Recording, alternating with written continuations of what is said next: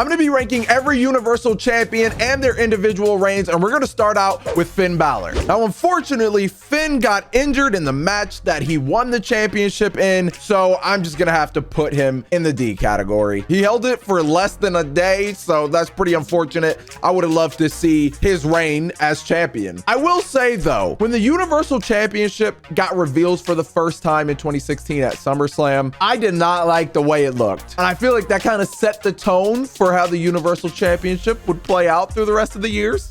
Because honestly, the Universal Championship was pretty cursed for a while. Anyways, let's just keep going. Next up is Kevin Owens. Now, Kevin won the Universal Championship in a fatal four-way against like Big Cass, Seth Rollins, and Roman Reigns. That was a great night. That was an epic pop.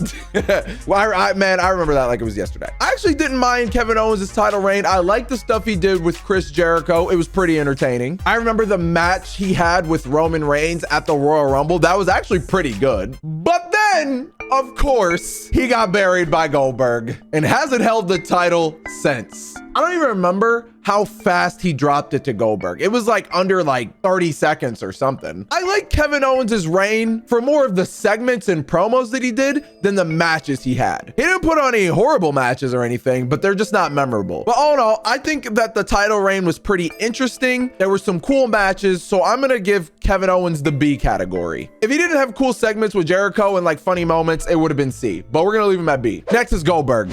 Period. Any Goldberg reign is trash. Don't care. Goldberg literally held the championship for 27 days and then dropped it to Brock. But however, I will say, even though I don't like Goldberg, his match against Brock Lesnar at WrestleMania 33, it was very fast paced, but it was fun to watch. I did enjoy that match. Now, next up, we got Brock Lesnar's first reign as Universal Champion. Keep in mind, Brock Lesnar held this championship 3 times. This was the reign where he held it for 500 days. Now, I do like that he held it for a long time. I think world champions should be holding the title longer. I also liked how he only showed up every once in a while. It makes Brock a bigger draw when he defends his title. So every title match, you were watching. Oh, and then Brock had this fire match with Samoa Joe at Great Balls of Fire. I remember that. I like that one a lot. Oh, and I was there for the SummerSlam match with Roman, Braun, and Samoa Joe with Brock Lesnar. That one was really fun to watch live. I mean, Brock beat Roman at WrestleMania. It was kind of shocking, but I didn't care at the same time. You know, all in all, I'll give Brock Lesnar's first reign as Universal Champion a B, because I think I would have given it an A if he showed up more. So this is what we got so far. And next up is Roman Reigns. Now, this reign from Roman was a little unfortunate because he only got to defend it 3 times before his leukemia came back. Roman defended the Universal Championship against Finn Balor. That match was decent. Then there was the Hell in a Cell with Braun Strowman, which I did not like at all. And then anything with Baron Corbin.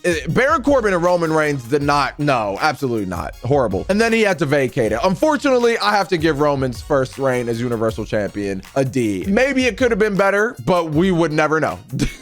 Next up is Brock Lesnar again. He defended it against Finn Balor at the Royal Rumble, which was a banger of a match. Brock Lesnar versus a smaller opponent is always fire. Then Brock faced Seth Rollins at WrestleMania 35, I believe. And I enjoyed that match too. I mean, did Brock show up every once in a while? Yes and no. Like he was on a Raw or 2. But I didn't mind this reign, honestly. I thought the 2 title defenses he had were good. And honestly, solid reign.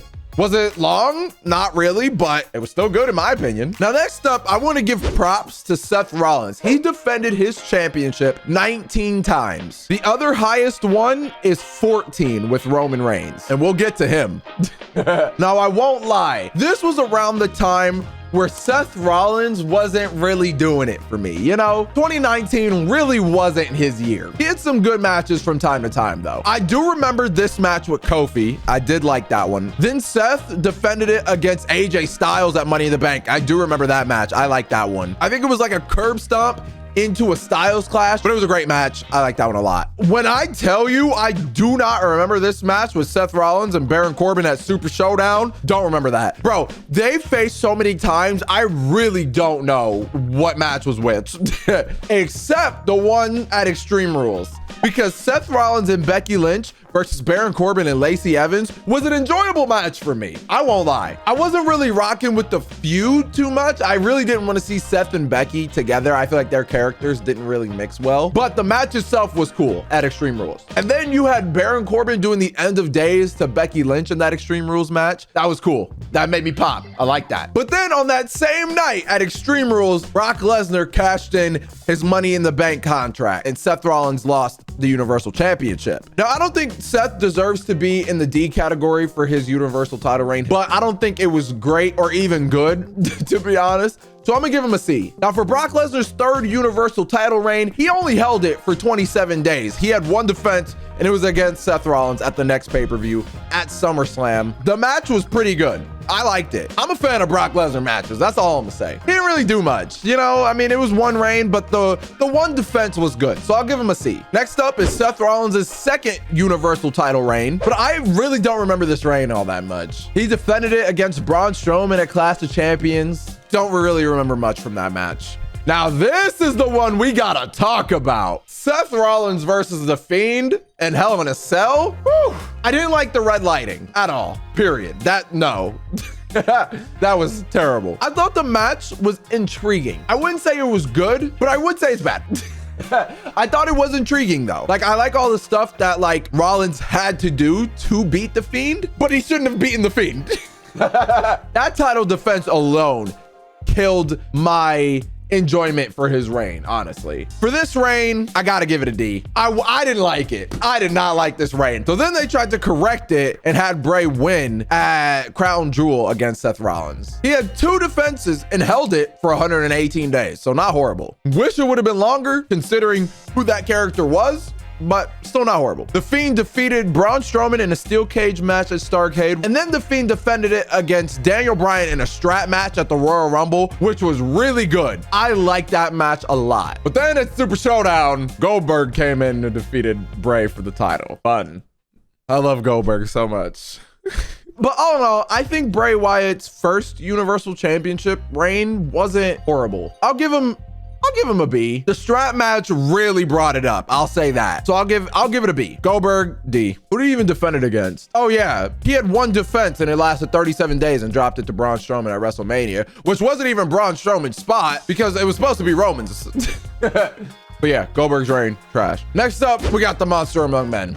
I liked his defense against Bray at Money in the Bank. I did like that one a lot. It's rare that I like Braun matches past 2018. But that one was good. And then at Backlash, he defended it in a 2-on-1 handicap match against The Miz and John Morrison. It was okay. It was okay. But then The Fiend defeated Braun in a Falls Count Anywhere match at SummerSlam. And I believe that's where Roman came back as well. So overall, I'm just gonna give Braun a D. Or you know what? No. I'll be fair. I'll bump it up to a C just because I like the Money in the Bank match with Bray. I'll give him that. I'll give him that. Next is Bray Wyatt. He defended it one time and held it for 6 days. There is no way you can tell me that you can have a successful title reign in 6 days. Unfortunately, he's going in the D category. Now it's time for the head of the table. Roman, I will acknowledge you, bruh. At the time of recording this, he is the current Universal Champion and he's held it for 367 days. But Roman has defended his title 14 times. And honestly, there hasn't really been a bad defense. I think Roman immediately coming back and winning the Universal title at Payback was the right move. Unfortunately, Fiend only got to hold it for 6 days, but I think it was the right move. And then the Clash of Champions match with Jay.